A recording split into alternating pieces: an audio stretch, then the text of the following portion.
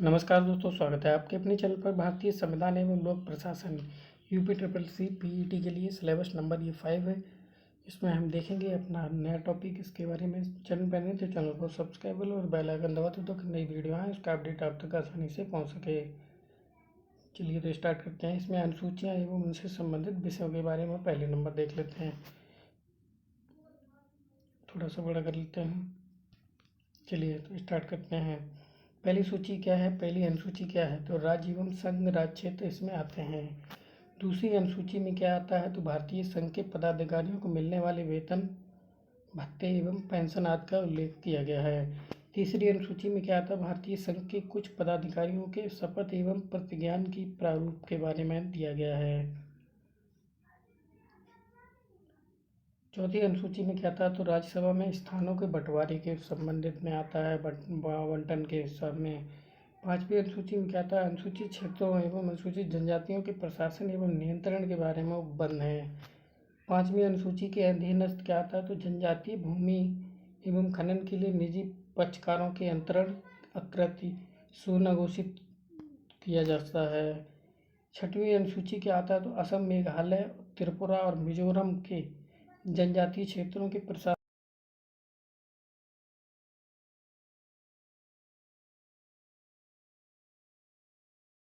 के बीच शक्तियों का विभाजन है। इसमें तीन सूचियां आती हैं। तो कौन कौन सी? संघ सूची, राज्य सूची और समवर्ती सूची आती है। समवर्ती सूची होती है, दोनों ही मिक्सअप में होती हैं, केंद्र और राज्य के बीच में। लेकिन इस पर अगर राज्य कानून बनाता है, अगर उसके साथ में केंद्र बना देता है तो उसका केंद्र का मान्य होगा। संघ सूची में कुल कितने विषय आते हैं? तो 97 विषय आते हैं। वर्तमान में ये कितने हो जाते हैं? तो 98 विषय हैं। जिस पर कानून बनाने का अधिकार है केवल संघ को है। 98 विषय में संघ सूची में जो आते हैं उनमें 98 विषय पे केवल संघ ही कानून बना सकता है। राज्य सूची में कितने विषय आते हैं? तो 16 विषय आते थे। वर्तमान में ये कितने? तो 59 हो गए हैं घट के। जिन पर कानून बनाने का अधिकार किसको है? तो राज्य सरकार के पास होता है। समवर्ती सूची में कितने? 47 विषय थे। अभी वर्तमान में कितने हो गए? तो 52 विषय हो गए, 52 विषय, जिन पर कानून बनाने का अधिकार केवल संघ और राज्य दोनों को है। ये मैंने बताया था। पुलिस, लोक प्रशासन, लोक स्वास्थ्य, स्वच्छता, प्रति व्यक्ति कर, गैस, कृषि, रेलवे पुलिस, कारागार, पंचायती राज, भूमि सुधार राज्य सूची के अंदर आते हैं। रेडियो, टेलीविजन, शेयर बाजार, डाकघर, बचत बैंक, जनगणना, बैंकिंग, रक्षा, रेलवे, निगम, ये सब किसमें आते हैं? तो संघ सूची के अंदर आते हैं। आर्थिक योजना, आपराधिक मामले, जनसंख्या नियंत्रण, परिवार नियोजन, शिक्षा, वन, दंड, धन प्रक्रिया संहिता, विवाह विच्छेद, तलाक, यानी इसमें गोद लेना संपत्ति सूची के अंदर आते हैं। ये दोनों ही विषय, सारे ही विषय। थोड़ा छोटा कर ले। 8वीं अनुसूची में क्या आता है? तो इसमें भारतीय संविधान द्वारा मान्यता प्राप्त 22 भाषाओं का उल्लेख किया गया, जो पहले 22 को मान्यता प्राप्त किया गया है। मूलतः इसमें 14 भाषाएं थीं पहले। कितनी? 14। वर्ष 1967 में सिंधी को 21वें संविधान संशोधन के द्वारा, इम्पोर्टेंट है। और वर्ष 1992 में कोंकणी, नेपाली और मणिपुरी को 71वें संशोधन द्वारा इसमें ऐड कर लिया गया है। वर्ष 2004 में संथाली, डोगरी और मैथिली और बोडो को 92वें संविधान संशोधन द्वारा 8वीं अनुसूची में शामिल कर दिया गया है। भाषाएं भी कुल मिला के 22 भाषाएं हो गई हैं। 9वीं अनुसूची में क्या? विशिष्ट अधिनियमों एवं विनियमों का सत्यापन। प्रथम संविधान संशोधन अधिनियम 1951 द्वारा भारत संविधान में शामिल 9वीं अनुसूची को भारत के प्रथम प्रधानमंत्री जवाहरलाल नेहरू के कार्यकाल के दौरान भारतीय संविधान में शामिल किया गया था। वर्तमान में इस अनुसूची में लगभग कितने हैं? तो अधिनियम है तो 284 अधिनियम हैं।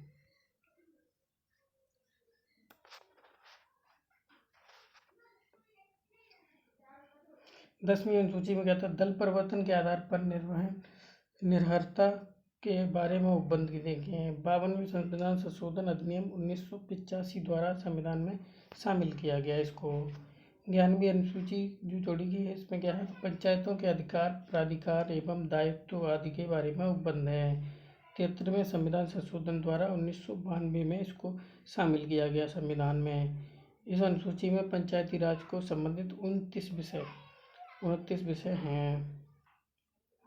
12वीं अनुसूची देख लेते हैं तो नगर पालिकाओं के अधिकार, प्राधिकार, दायित्व आदि 74वें संविधान संशोधन अधिनियम 1992 द्वारा संविधान में शामिल किए गए। इसमें शहरी स्थानीय निकाय से संबंधित 18 विषय हैं। कितने? 18 विषय। विधायी विषयों को संविधान की 7वीं अनुसूची में शामिल रखा गया है। भारतीय संविधान के अंतर्गत पुलिस, लोक स्वास्थ्य एवं स्वच्छता,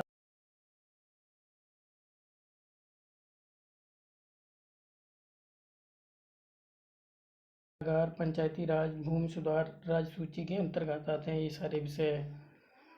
एवं रेडियो, टेलीविजन, शेयर बाजार, डाकघर, बचत बैंक, जनगणना, बैंकिंग, बीमा, रक्षा, रेलवे निगम, ये सब कितने आते हैं? संघ सूची के अंतर्गत आते हैं। आर्थिक योजना, आपराधिक मामले, जनसंख्या नियंत्रण और परिवार नियोजन, शिक्षा, बंधन प्रक्रिया, विवाह विच्छेद, गोद लेना, समवर्ती सूची के अंतर्गत आता है ये विषय। भारत का संविधान अविशिष्ट शक्तियाँ क्या है, तो संघीय सरकार को प्रदान करता है। अनुच्छेद 343 हिंदी को भारत की राजभाषा घोषित किया गया है। ये राजभाषा है, लोग कभी कभी इसको राष्ट्रभाषा समझ लेते हैं। हिंदी को राजभाषा के रूप में शामिल किया गया है। संविधान की उद्देशिका के अनुसार भारत राज्य हर व्यक्ति के सम्मान की रक्षा करेगा। इस उद्देश्य की पूर्ति व्यक्ति के लिए उचित एवं मनोचित कार्य परिस्थिति एवं उपलब्ध कराकर ही की जाएगी। प्रस्तावना के अनुसार भारत की सही नामावली क्या है, तो संपूर्ण प्रभुत्व संपन्न, समाजवादी, धर्मनिरपेक्ष, लोकतंत्रात्मक गणराज्य।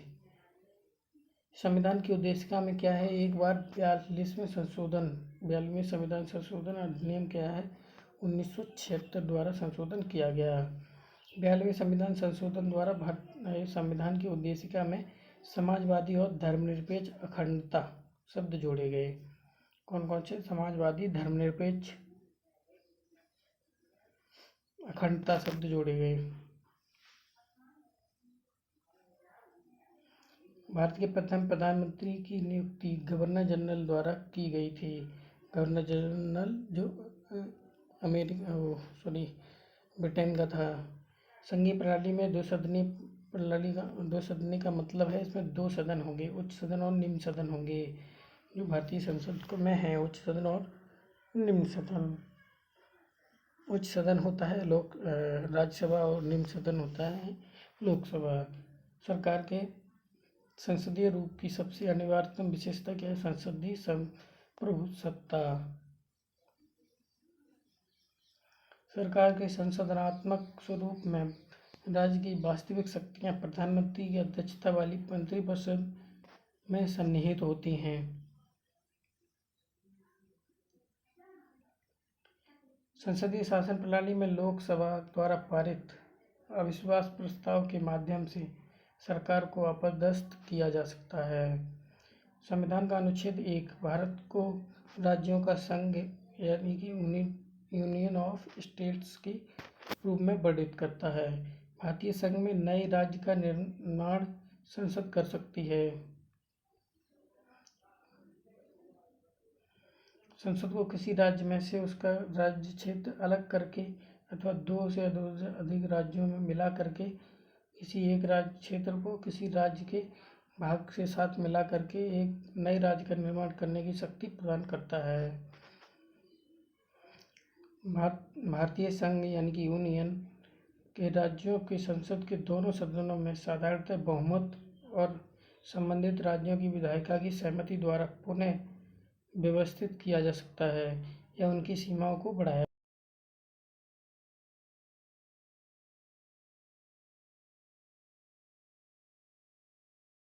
उसका 1 नवंबर 2000 सन 2000 को छत्तीसगढ़ राज्य और उत्तराखंड 9 नवंबर सन 2000 को, झारखंड 15 नवंबर सन 2000 को अस्तित्व में आया, ये बने हैं। छत्तीसगढ़ कहाँ से, तो मध्य प्रदेश से अलग हुआ है, और ये झारखंड कहाँ से, तो बिहार से अलग हुआ है। उत्तराखंड उत्तर प्रदेश से अलग हुआ है।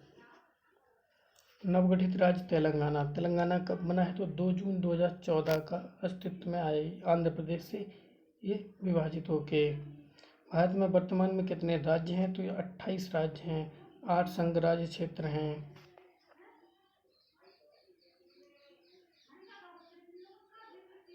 जम्मू और कश्मीर राज्य पुनर्गठन अधिनियम 2019 के अनुसार जम्मू एवं कश्मीर का विभाजन 2 संघ राज्य क्षेत्रों तथा जम्मू एवं जम्मू कश्मीर तथा लद्दाख में कर दिया गया है। इसको जम्मू कश्मीर को अभी यूनियन टेरिटरी बना दिया गया है।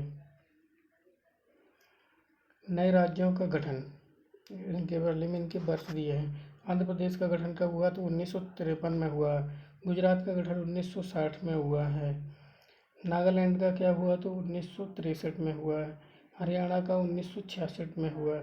हिमाचल प्रदेश का जन्म कब हुआ, तो 1971 में इसको बनाया गया है। मेघालय का कब बना हो, तो 1972 को। मणिपुर त्रिपुरा 1972 में। सिक्किम भी 1975 में। मिजोरम, अरुणाचल प्रदेश और गोवा 1987 को अस्तित्व में आए। छत्तीसगढ़, उत्तराखंड और झारखंड में सन 2000 में अस्तित्व में आए। तेलंगाना सन 2014 को अस्तित्व में आया। अमेरिकी संविधान संघीय संविधान की एक विशेषता है।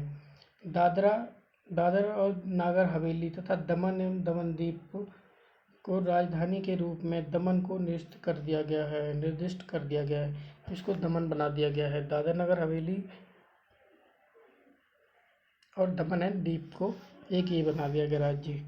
उल्लेखनीय है कि दादर और नागर हवेली और दमन और दीप संघ राज्य क्षेत्रों का विलय है। विलय 2019 को कर दिया गया। दोनों संघ क्षेत्रों राज्यों को विलय कर दिया गया, दोनों एक बना दिए गए हैं।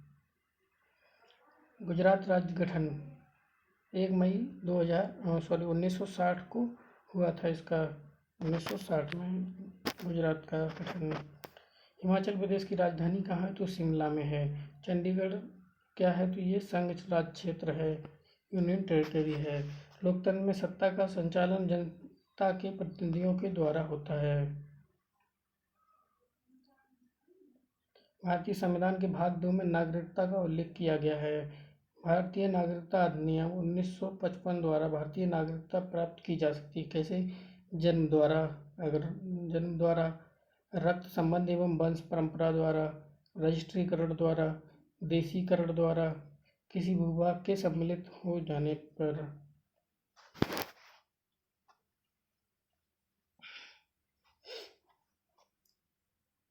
किसी व्यक्ति को भारतीय नागरिकता हेतु आवेदन करने से पूर्व कम से कम 5 वर्ष की अवधि तक भारत में निवास करना होगा।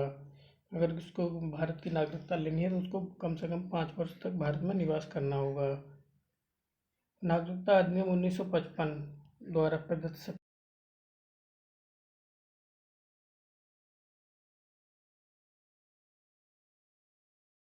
भारत का नागरिक था, विदेशी राज्य की नागरिकता अर्जित करने के बाद भारतीय नागरिकता खो देता है। नागरिकता के बारे में विधि बनाने का संपूर्ण शक्तियाँ किसके पास है, तो संसद के पास हैं। Thank you. इस वीडियो में इतना ही। चैनल पर नए तो चैनल को सब्सक्राइब कर लें, बेल आइकन दबा दें ताकि नई वीडियो आए उसका अपडेट आप तक आसानी पहुँच सके। ऐसी वीडियो जल्दी, इसका दूसरा भी वीडियो आएगा। इसका नेक्स्ट बटरफ्लाई सी के लिए काफ़ी इंपॉर्टेंट ये टॉपिक हैं।